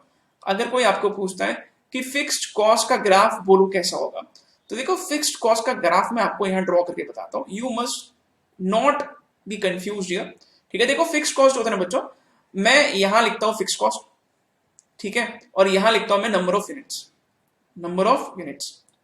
ओके, अभी फिक्स्ड कॉस्ट का नेचर क्या है, देखो बच्चों फिक्स कॉस्ट जो होता है ना, मैं प्रोडक्शन ज्यादा करूं चाहे कम करूं चाहे जीरो करूं, मेरा फिक्स कॉस्ट तो उतना ही रहेगा। एग्जांपल फैक्ट्री का रेंट, अगर सपोज हर महीने मेरे फैक्ट्री का रेंट है 50,000 रुपए, तो मैं फैक्ट्री को बंद भी कर दूं तो भी मेरे को रेंट तो पे ही करना पड़ेगा, राइट। फैक्ट्री में प्रोडक्शन ज्यादा करूं तो भी रेंट उतना ही पे करना पड़ेगा, कम करूं तो भी उतना ही पे करना पड़ेगा। इन सिंपल वर्ड्स अगर नंबर ऑफ यूनिट्स बढ़ते भी तो भी मेरा फिक्स कॉस्ट कांस्टेंट ही होगा, इसलिए कैसे दिखता है, ये स्ट्रेट लाइन होगा। ठीक है, now we are not talking about fixed cost here, we are talking about average fixed cost. तो एवरेज फिक्स्ड कॉस्ट ये क्या होता है, वेरी सिंपल। देखो एवरेज फिक्स्ड कॉस्ट का फॉर्मूला क्या है, fixed cost upon number of units. ठीक है बच्चों, जैसे जैसे फिक्स्ड कॉस्ट ये तो चेंज नहीं हो रहा है, न्यूमरेटर इज कांस्टेंट, डिनोमिनेटर जो है ये बढ़ते जाएगा जैसे जैसे प्रोडक्शन होगा। अब आप थोड़ा इमेजिन करो, न्यूमरेटर कांस्टेंट नंबर है और डिनोमिनेटर बढ़ते जा रहा है, तो जैसे जैसे डिनोमिनेटर बढ़ेगा तो मेरा आंसर कम कम होते जाएगा। तो बेसिकली बोलने का मीनिंग क्या है, अगर आपको किसी ने पूछा है कि एवरेज फिक्स्ड कॉस्ट का ग्राफ कैसे होगा, तो देखो बच्चों it is very simple. Average fixed cost जो होता है ना बच्चों, ये नीचे की तरफ जाएगा डेफिनेटली। ठीक है, देखो बच्चों एक सिंपल चीज मैं आपको बता दूं, फिक्स्ड कॉस्ट जो होता है ना, ये बेसिकली एवरेज फिक्स्ड कॉस्ट को अगर आपको किसी ने पूछा है ड्रॉ करो तो ये कैसे होगा, it is actually like this. ऐसा क्यों होगा, सिंपल रीजन है, बिकॉज फिक्स कॉस्ट कांस्टेंट है और नंबर ऑफ यूनिट्स जो है ये मेरे बढ़ रहे हैं। तो जैसे जैसे मेरे नंबर ऑफ यूनिट्स बढ़ते जाएंगे, ठीक है, वैसे वैसे मेरा एवरेज फिक्स कॉस्ट जो है वो गिरते जाएगा। सही है, इसके शेप को हम लोग रेक्टेंगुलर हाइपरबोला भी बोलते हैं, रेक्टेंगुलर हाइपरबोला, राइट। ठीक है बच्चों, तो ये चीज मैं एक्स्ट्रा जानकारी आपको दे रहा हूं यहाँ पे। इसका सिंपल सा आंसर क्या है, इसका सिंपल सा आंसर है yes, small D because this is not U shape, ये कभी यू शेप नहीं होगा बच्चों। यू शेप मतलब ये नीचे जाके ऊपर कभी नहीं आएगा, ये सिर्फ नीचे ही जाते जाएगा और ये कभी जीरो नहीं होगा ऑफकोर्स। ठीक है, क्यों जीरो नहीं होगा? क्योंकि फिक्स कॉस्ट कभी जीरो नहीं होता, इसलिए ये कभी भी जीरो नहीं होगा। राइट, आई होप आपको ये समझ में आ गया। This is very simple again. अच्छा, अब हम लोग इसका आंसर कंफर्म कर लेते हैं एक बार। 18th का आंसर क्या है?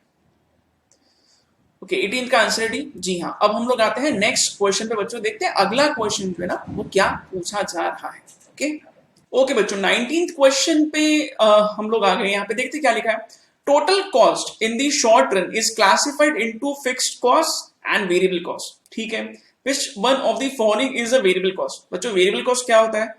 जो प्रोडक्शन के ऊपर डिपेंड करता है, प्रोडक्शन के साथ साथ चेंज होता है वो। राइट, तो यहाँ पे सिंपल सा आंसर इसका क्या होगा? Cost of raw material. ये मैंने आपको अभी बताया भी है। ठीक है, रॉ मटेरियल का खर्चा जो है बच्चों वो प्रोडक्शन के हिसाब से चेंज होता है। अगर मैं प्रोडक्शन बिल्कुल नहीं करूंगा तो रॉ मटेरियल का खर्चा भी मेरे को बिल्कुल नहीं लगेगा। सही है। अच्छा, कॉस्ट हम लोग एक बार कंफर्म करते हैं। Cost of equipment, this is not a variable cost. क्यों? क्योंकि प्रोडक्शन अगर बढ़ता है तो मेरे को इक्विपमेंट तो वही लगेगा। सही है ना, वही इक्विपमेंट यूज करके मैं प्रोडक्शन को बढ़ा सकता हूं कुछ हद तक। राइट, नेक्स्ट क्या लिखा है? Interest payment on past borrowings. अगर मैं बैंक से लोन लेता हूं और मेरे को बैंक को इंटरेस्ट पे करना है तो ये प्रोडक्शन के ऊपर बिल्कुल डिपेंड नहीं करेगा। बैंक बोलेगी हमें इंटरेस्ट तो बिल्कुल टाइम पे पे हो जाना चाहिए, चाहे आप प्रोडक्शन करो मत करो। Correct. Payment of rent, rent का भी वैसे ही हिसाब है बच्चों। तो ये बाकी जो कॉस्ट जो है ना ये फिक्स कॉस्ट के नीचे है। तो इसलिए इसका आंसर है small A. We confirm this as well. 19th का आंसर है स्मॉल ए, 19th का आंसर है स्मॉल ए। जी हाँ, नेक्स्ट क्वेश्चन पे आते हैं बच्चों, देखते क्या लिखा है। In the short run when the output of a firm increases it's average fix cost. बच्चों क्वेश्चन आपको ढंग से पढ़ना है। देखो मैंने आपको अभी थोड़ी देर पहले बताया है कि एवरेज फिक्स कॉस्ट क्या होता है। ठीक है, क्वेश्चन में फिक्स कॉस्ट के बारे में नहीं पूछा गया है, क्वेश्चन में एवरेज फिक्स्ड कॉस्ट के बारे में पूछा गया है।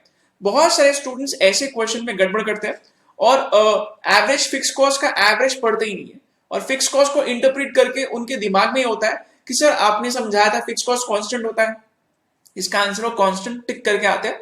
बट यहाँ पे आंसर कांस्टेंट नहीं आएगा बच्चों, मैंने आपको अभी एक्सप्लेन किया है। एवरेज फिक्स कॉस्ट क्या होता है? AFC is equal to fix cost upon number of units. तो जैसे जैसे नंबर ऑफ यूनिट्स बढ़ेंगे फिक्स कॉस्ट तो कांस्टेंट ही होता है, तो एवरेज फिक्स कॉस्ट गिरते जाएगा। तो एवरेज फिक्स कॉस्ट हमेशा प्रोडक्शन के साथ साथ कंटिन्यूअसली गिरता है। करेक्ट। तो यहां पे बच्चों इसका सही आंसर होगा small B decreases. This is not the right answer. Remains constant, this is true for fix cost. Remains constant. What remains constant? Fixed cost remains constant. But AFC, it is continuously falling. Therefore, the answer is small b. हम लोग confirm करते हैं 20 का answer small B है क्या? 20 का answer small B. जी हाँ, बिल्कुल सही है। ठीक है, नेक्स्ट क्वेश्चन देखते हैं बच्चों यहाँ क्या पूछा गया है। Which one of the following is also known as planning curve? बच्चों ये प्लानिंग कर्व क्या होता है ये मैं आपको एक्सप्लेन करता हूँ। देखो अगर आपने मॉड्यूल सही तरीके से पढ़ा है तो आपको बहुत जल्दी इसका आंसर जो है वो आप चूज कर सकते हो। वैसे मैं आपको एक्सप्लेन करता हूँ, आपने ऐसा कुछ पढ़ा है कि आपको याद रहेगा। देखो बच्चों लॉन्ग रन का जो एवरेज कॉस्ट का होता है इसको हम लोग प्लानिंग का बोलते हैं। ठीक है, देखो ये कैसे इसको आपने पढ़ा रहेगा। देखो ये आपने ऐसा कुछ किया रहेगा। देखो ये छोटे छोटे शॉर्ट रन के एवरेज कॉस्ट कर्व्स होते हैं।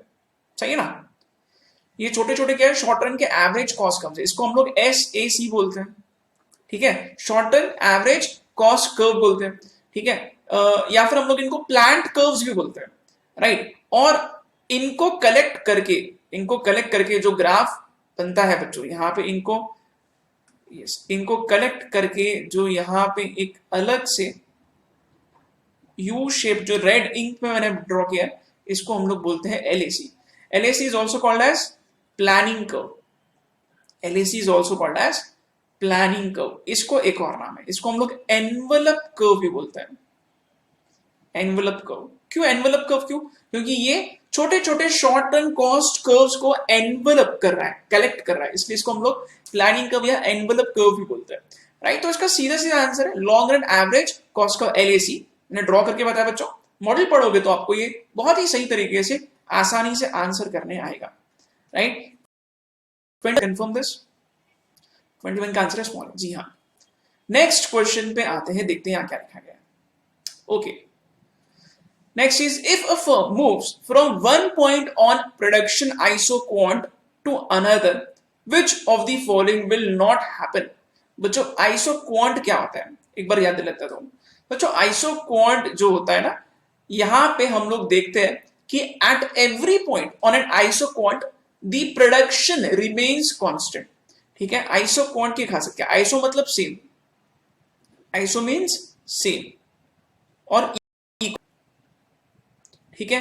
Quant means quantity of production, quantity of production. Iso quant की खासियत क्या है?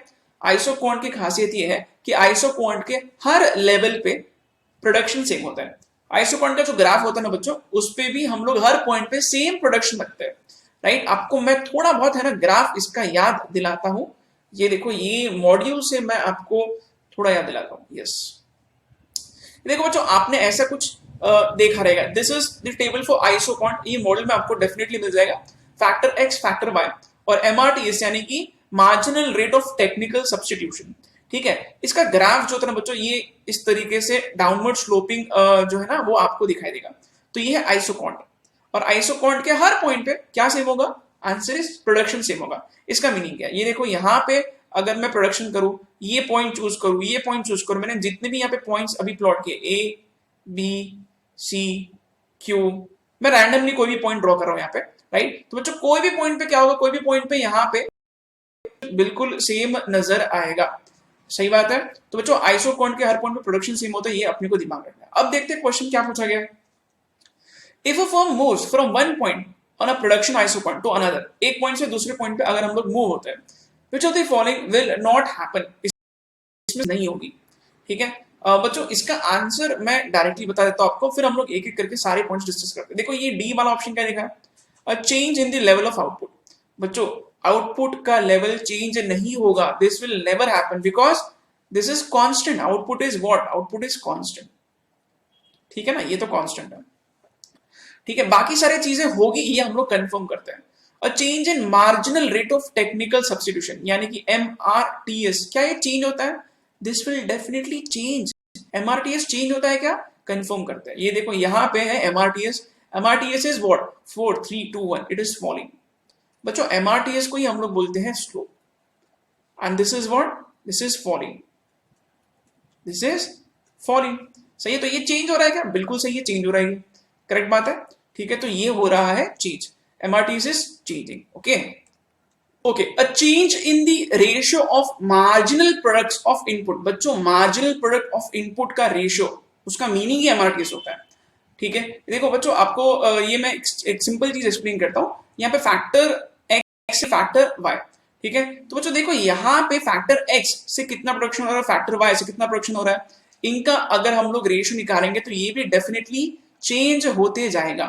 सही बात है। Change in the ratio of marginal products of input, तो इनपुट से जो एक्चुअली जो मार्जिनल प्रोडक्ट यानी कि एक्स्ट्रा इनपुट की वजह से जो एक्स्ट्रा आउटपुट बन रहा है, उसका अगर हम लोग रेशियो निकाले तो वो भी डेफिनेटली क्या होगा? वो भी डेफिनेटली यहाँ पे चेंज होगा। सही है। A change in ratio in which inputs are combined to produce output. बच्चों इनपुट का रेशियो जो है ना वो भी चेंज होते जाएगा डेफिनेटली। एक ही चीज कांस्टेंट होती है और वो है प्रोडक्शन। सीधा सीधा आंसर इसका small D, a change in level of output. ठीक है, तो ये नहीं होगा, actually this will remain constant. बच्चों ये आइसो क्वांट का कॉन्सेप्ट वैसे आइसो यूटिलिटी से काफी सिमिलर है, राइट। आइसो यूटिलिटी का जो हम लोगों ने इंडिफरेंस कर्व जिसको हम लोग बोलते हैं, जो हम लोगों ने पहले सीखा था, इसके पहले यूटिलिटी के चैप्टर में हम लोगों ने डिस्कस किया था, राइट। तो उससे ये काफी सिमिलर होता है। जैसे वहां यूटिलिटी सेम होता है, वैसे यहाँ क्वांटिटी ऑफ प्रोडक्शन सेम होता है, राइट। 22 का आंसर इसलिए है डी। Will confirm this. 22 का आंसर डी, जी हाँ बिल्कुल सही है। ओके, नेक्स्ट क्वेश्चन पे आते बच्चों, देखते हैं क्या लिखा है। Which of the following is the concept of marginal cost? With which of the following is the concept of marginal cost closely related? Marginal cost का concept किससे closely related है? मैं एक एग्जांपल लेता हूं, उसके बाद ये चीज आपको बहुत आसान लगेगी। ठीक है बच्चों, देखो इमेजिन करो यहां पे मैं से आउटपुट लिखता हूं, आउटपुट 1 2 3, ठीक है। और यहां लिखता हूं मैं फिक्स्ड कॉस्ट। ठीक है, फिक्स्ड कॉस्ट तो कांस्टेंट होता है। इमेजिन करो फिक्स्ड कॉस्ट 1000 है, अगर एक यूनिट प्रोडक्शन होता है तो मेरा फिक्स कॉस्ट 1000 है, तो 2 पे भी 1000 होगा और 3 पे भी 1000 होगा। ठीक है, फिर मैं लिखता हूं वेरिएबल कॉस्ट। ठीक है, वेरिएबल कॉस्ट की खासियत क्या है, प्रोडक्शन के हिसाब से ये चेंज होते जाता है। इमेजिन करो जब मैं एक आउटपुट बनाता हूं तो मेरा वेरिएबल कॉस्ट 100 है, मान लो 2 पे 200 है और 3 पे 300 है। ठीक है, तो अब टोटल कॉस्ट कितना होगा, टोटल कॉस्ट मतलब फिक्स और वेरिएबल को ऐड करके मेरे को टोटल कॉस्ट निकालने आएगा। ठीक है, तो यहां आएगा 1100, यहां आएगा 1200 और यहां आएगा 1300। Now marginal cost, exactly marginal cost क्या होता है, मार्जिनल कॉस्ट मतलब एक एक्स्ट्रा आउटपुट के वजह से मेरा कितना एक्स्ट्रा खर्चा बढ़ा।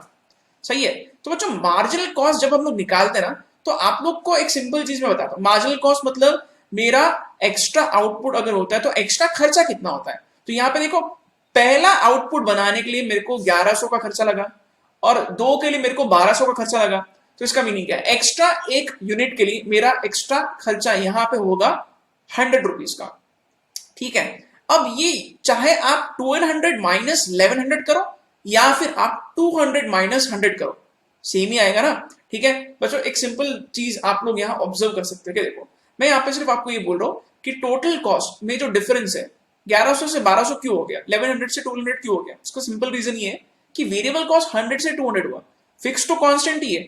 मतलब टोटल कॉस्ट में जो चेंज हो रहा है वो चेंज कौन ला रहा है, वो चेंज ला रहा है वेरिएबल कॉस्ट।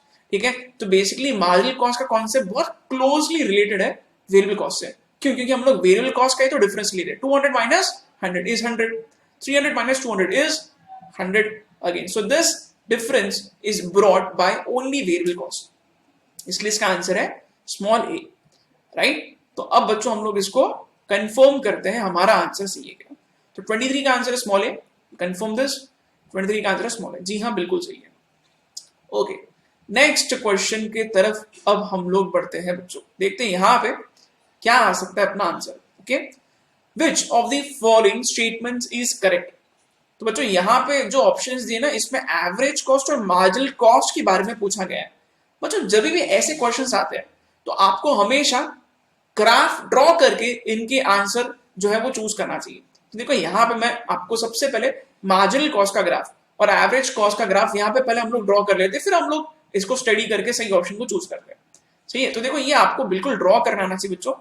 मार्जिनल कॉस्ट का ग्राफ जो होता है ना, ये इस तरीके से दिखाया जाता है, दिस इज मार्जिनल कॉस्ट। ठीक है, और एवरेज कॉस्ट का ग्राफ कैसे होता है बच्चों, एवरेज कॉस्ट जो है ना ये भी यू शेप्ड ही होता है, बट एवरेज कॉस्ट जो होता है ना, जब ये सबसे मिनिमम होगा ना तब उस पॉइंट पे ये मार्जिनल कॉस्ट को कट करेगा। ये आपको दिमाग में रखना, दिस इज एवरेज कॉस्ट। ठीक है, तो जब एवरेज कॉस्ट सबसे नीचे आएगा वो टाइम पे वो मार्जिनल कॉस्ट को कट करेगा, ऐसा आपको दिमाग में रखना है। करेक्ट, अब हम लोग देखते हैं सही ऑप्शन क्या हो सकता है। Which of the following statements is correct? When average cost यानी कि AC is rising, marginal cost MC is must also be rising। जब एवरेज कॉस्ट राइज होता है, देखो एवरेज कॉस्ट राइज हो रहा है ये इस पॉइंट के आगे, सॉरी ये तो मार्जिनल कॉस्ट है, एवरेज कॉस्ट इस पॉइंट के आगे राइज हो रहा है। जब एवरेज कॉस्ट राइज होता है marginal cost must also be rising, marginal cost must also be rising. ठीक है, ये भी सही है। Okay, must also be rising. Okay, पूरे पढ़ लेते options. When average cost is rising, when average cost is rising marginal cost must be falling. When average cost is rising marginal cost must be falling, this is wrong. ठीक है, जब average cost rise होता है तो marginal cost गिरता नहीं है, ये बढ़ता है उल्टा। सही बात है, सी ऑप्शन चेक करते क्या लिखा है।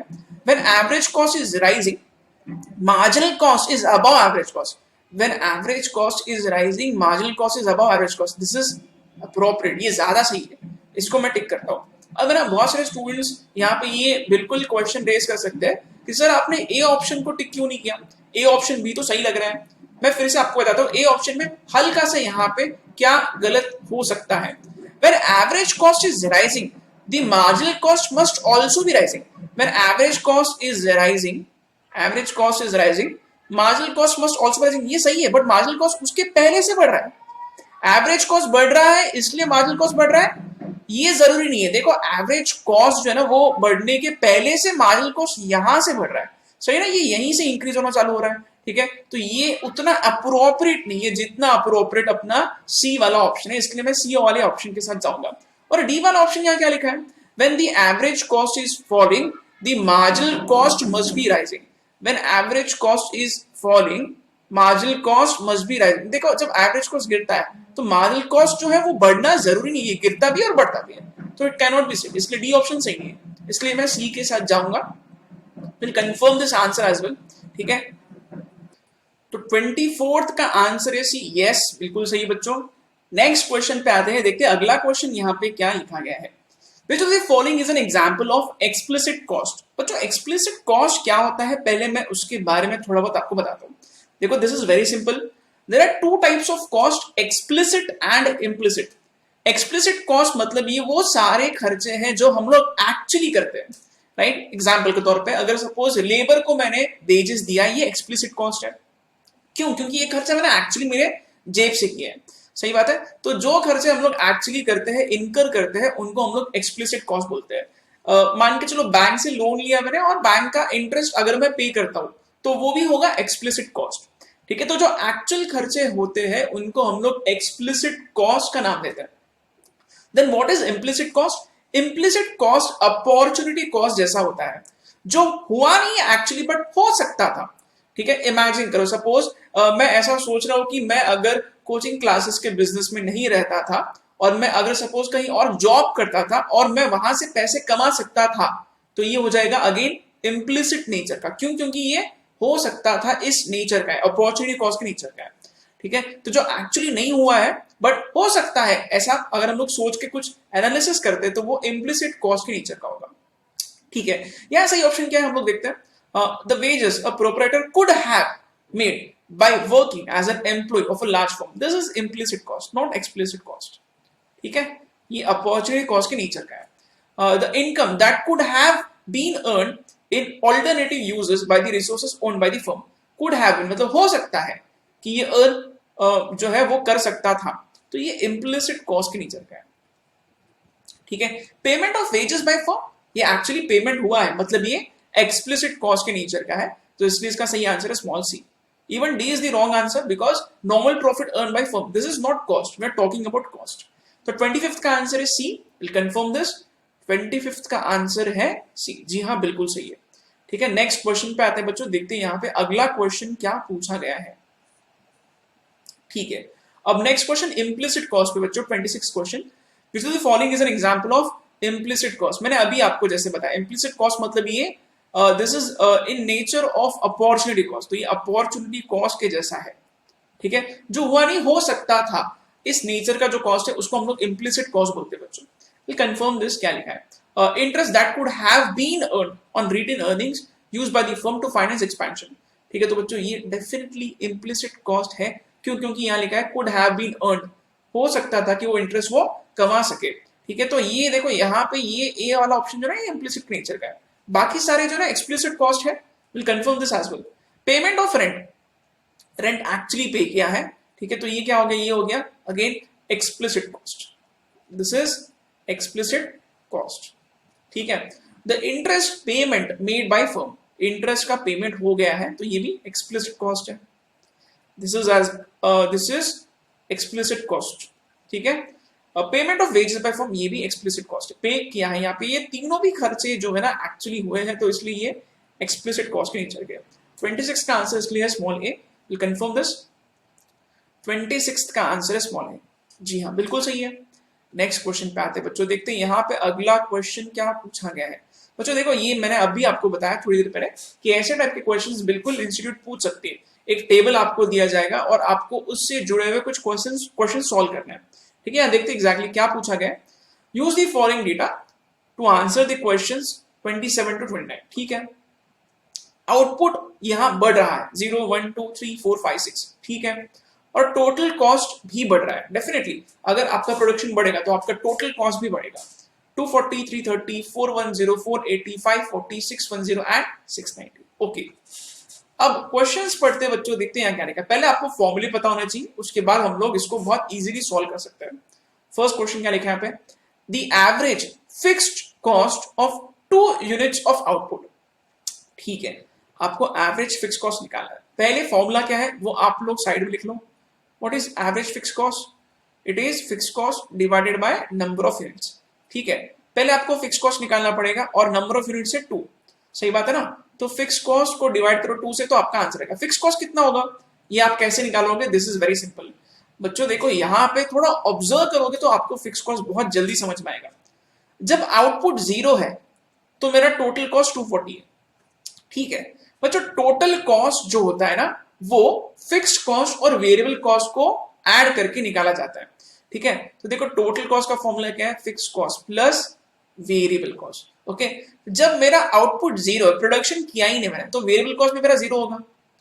ठीक है, बट अगर मेरा 0 पे टोटल कॉस्ट 240 है तो ये एक्चुअली क्या होगा? ये मेरा फिक्स कॉस्ट होगा। इसका मीनिंग क्या है? इसका मीनिंग है कि जब प्रोडक्शन कुछ भी नहीं है फिर भी खर्चा है, मतलब ये खर्चा फिक्स कॉस्ट की वजह से हुआ है, तो इसलिए मेरा फिक्स कॉस्ट 240 और ये फिक्स कॉस्ट चेंज नहीं होगा, हर जगह मेरा फिक्स कॉस्ट उतना ही रहेगा। अगर मैं 1 यूनिट बनाता हूं तो भी मेरा फिक्स कॉस्ट 240 होगा, 2 पे भी मेरा 240 ही होगा। तो यहाँ 240 में लिख रहा हूं because this is actually constant. Fix cost is constant but average fix cost this is actually decreasing with increase in output. ये मैंने आपको 2-3 बार भी बताया यहाँ पे।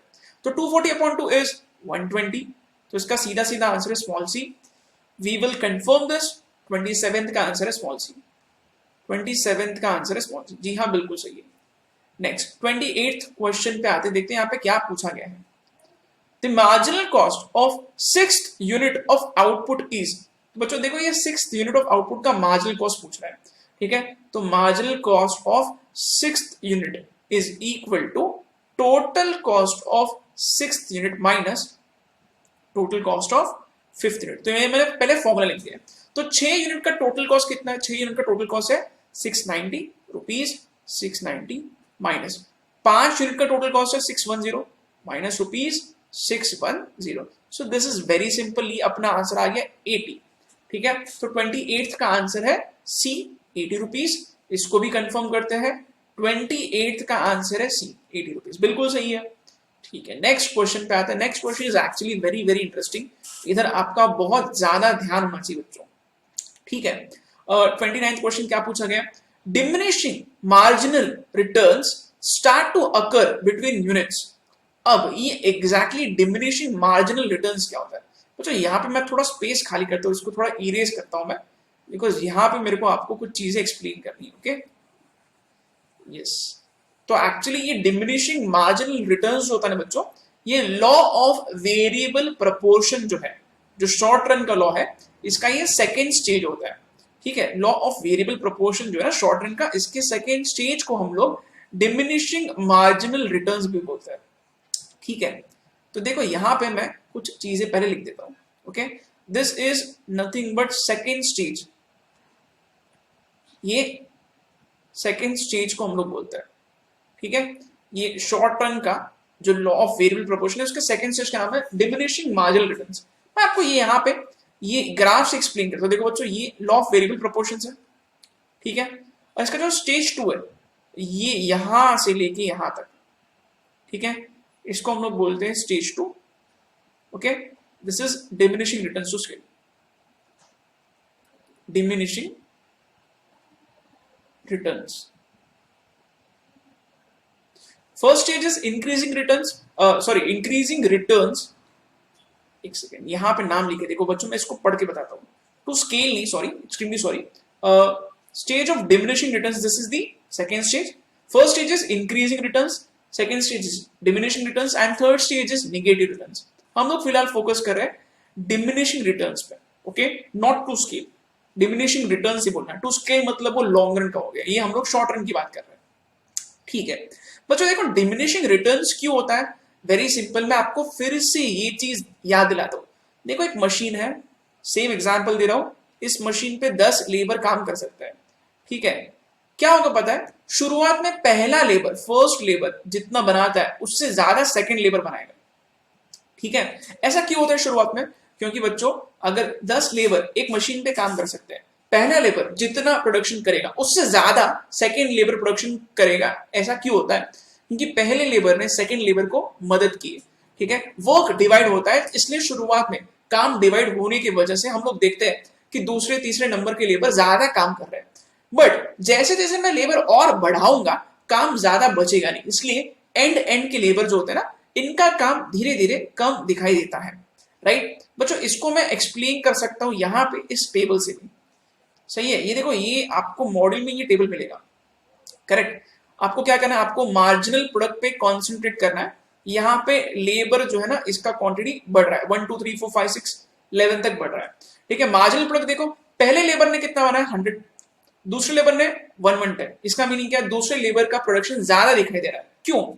क्योंकि अगेन शुरुआत में ऐसा होगा कि जैसे मैं लेबर बढ़ाऊंगा तो दूसरे तीसरे नंबर का लेबर जो ना, उनका काम ज्यादा दिखाई देगा, बिकॉज अगेन पहले लेबर ने दूसरे लेबर ने उनको ज्यादा हेल्प की है, तो वर्क डिवाइड होता है, इसलिए ये बढ़ रहा है 110 120। ऐसे ये इंक्रीज क्यों हो गया, because work is divided, work is divided.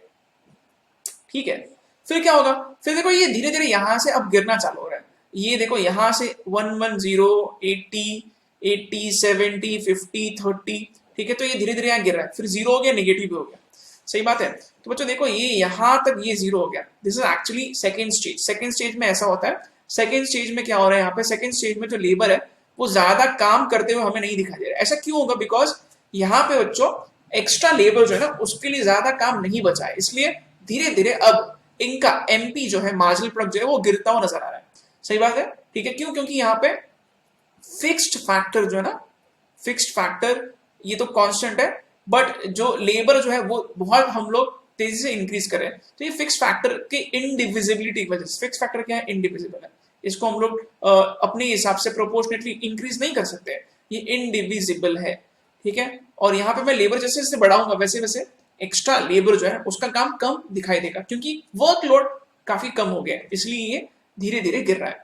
सही बात है। अच्छा बच्चों, अब ये देखो, एक चीज मैं आपको बता रहा हूं, जब भी आपको एक सिंपल सा यहाँ पे एनालिसिस बता रहा हूं, जब भी आपका यहाँ पे लेबर आप बढ़ाते हो और वो लेबर जो है ना वो एक्स्ट्रा प्रोडक्शन नहीं कर रहा ज्यादा, इसका मीनिंग क्या है, इसका मीनिंग ये कि आपका एफिशिएंसी कम हो गया है।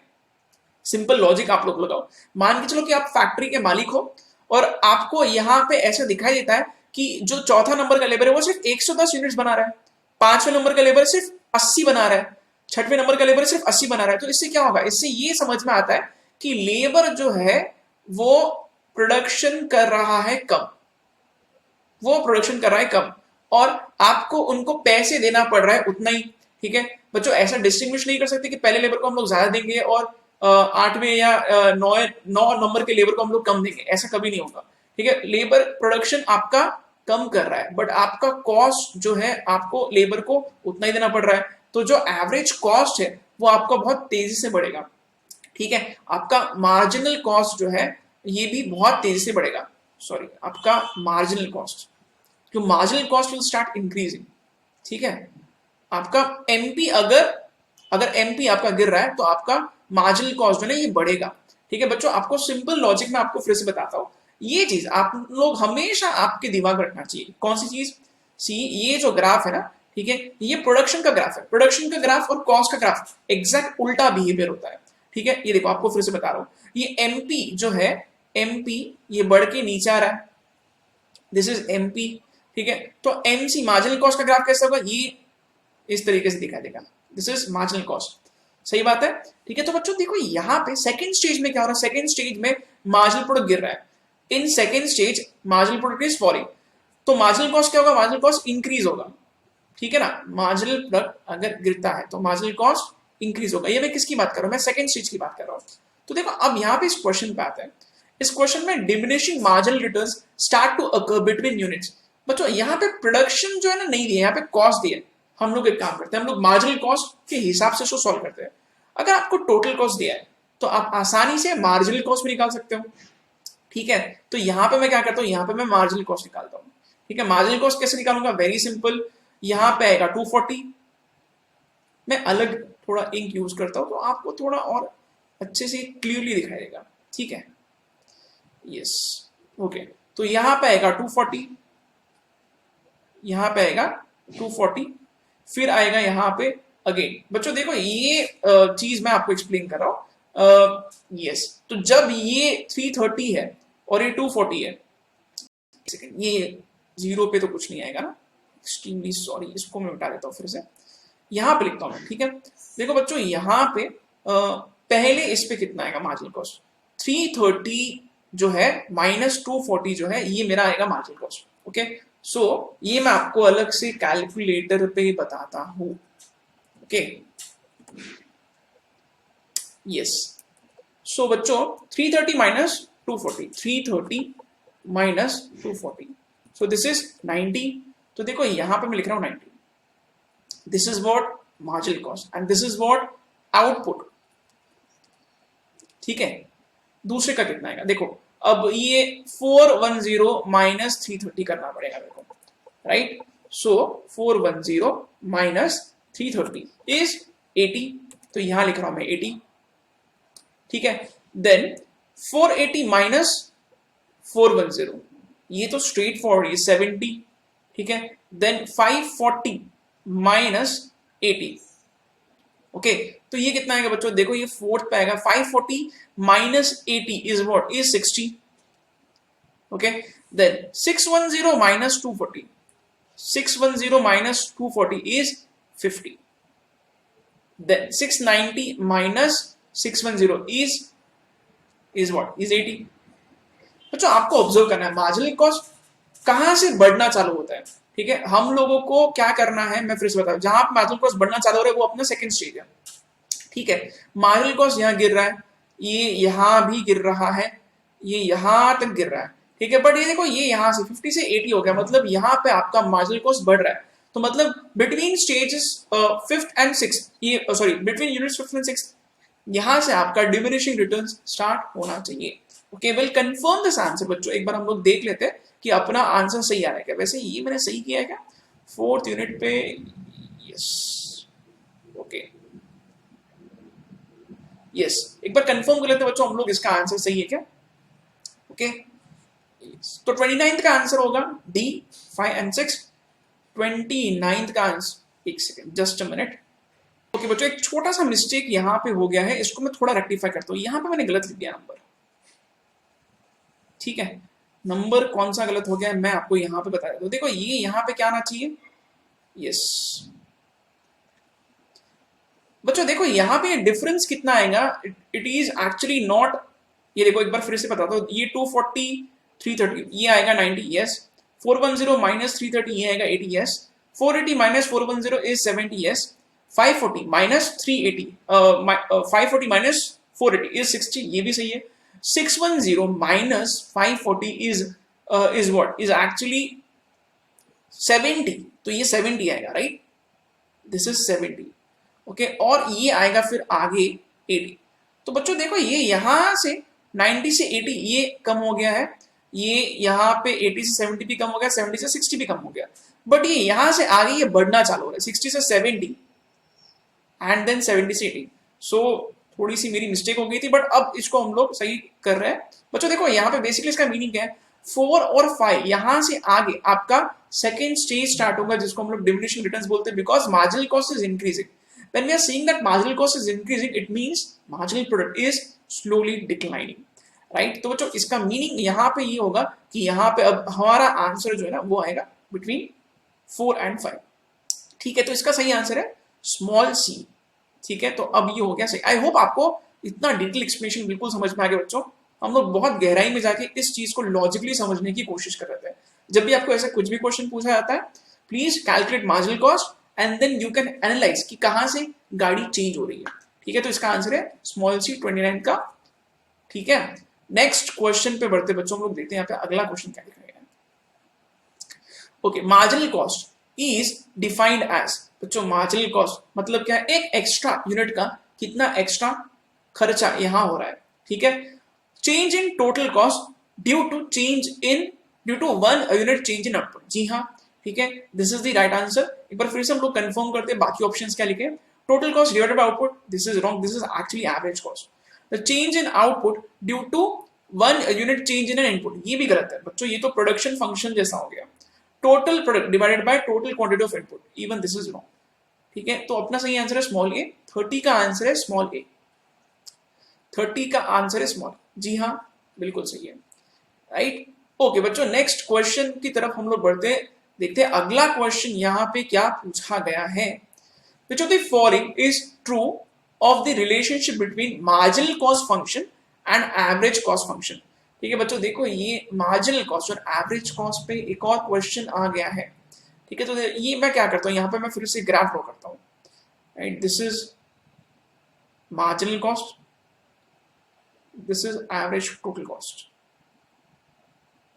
ठीक है, एवरेज टोटल कॉस्ट बोलो या फिर एवरेज कॉस्ट बोलो, वन एंड द सेम। अच्छा, if MC is greater than ATC then ATC is following. अब देखो बच्चों, MC is greater than ATC मतलब ये इस पॉइंट के आगे आपको ऑब्जर्व करना है। ये जो मैंने पॉइंट प्लॉट किया इसके आगे आप लोग ऑब्जर्व करो। MC is greater than ATC, MC is greater than ATC, then ATC is following. No, ATC is actually rising, ये गलत हो गया।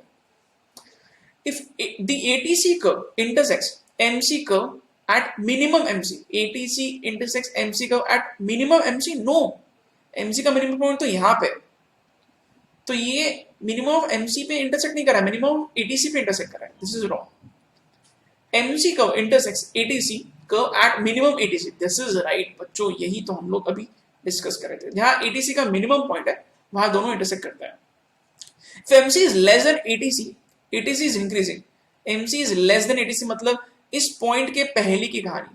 ठीक है, तो ये MC अगर ATC से कम है तो ATC is increasing, this is wrong, ATC is actually falling।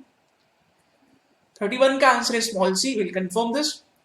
31 का आंसर है स्मॉल c, जी हाँ बिल्कुल सही है। नेक्स्ट क्वेश्चन पे आते हैं बच्चों, देखते हैं यहाँ क्या लिखा है।